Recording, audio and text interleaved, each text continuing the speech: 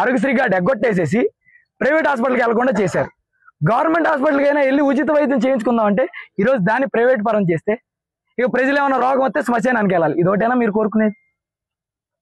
మాకు అర్థం కాని విషయం ఏంటంటే తుఫానుల్ని సైతం పక్కకి తప్పించగల చంద్రబాబు, అంత విజన్ ఉన్న చంద్రబాబు గారికి ఈ చిన్న విషయం ఎట్టా తెలియకుండా పోయిందనేది మాకు అర్థం కావట్లా.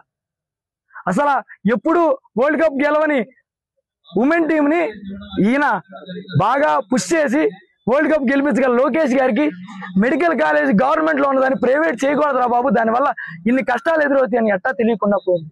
మా లాంటి చిన్న చిన్న ప్రాణులకి తెలిసినప్పుడు ఇట్లా తుఫాన్లు తప్పించే వాళ్ళకి, ఇట్లా గాలులు నాపే వాళ్ళకి, టెంపరేచర్ని కంట్రోల్ చేసే వాళ్ళకి ఎందుకు తెలియలేకపోతుంది అనేది మా ఘోష వినండి.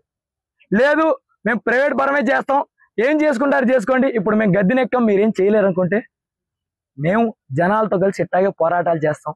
మీరు కేసులు కట్టండి, ఏమైనా చేయండి, మేము పోరాటం మాత్రం ఆపం. ఏదైతే ప్రైవేటైజేషన్ జీవో మీరు ఇచ్చారో దాన్ని వెనక్కి తీసుకునే వరకు ప్రతి గ్రామానికి వెళ్తాం, ప్రతి ఇంటికి వెళ్తాం, మీరు చేసే ప్రతి మోసము చెప్తాం.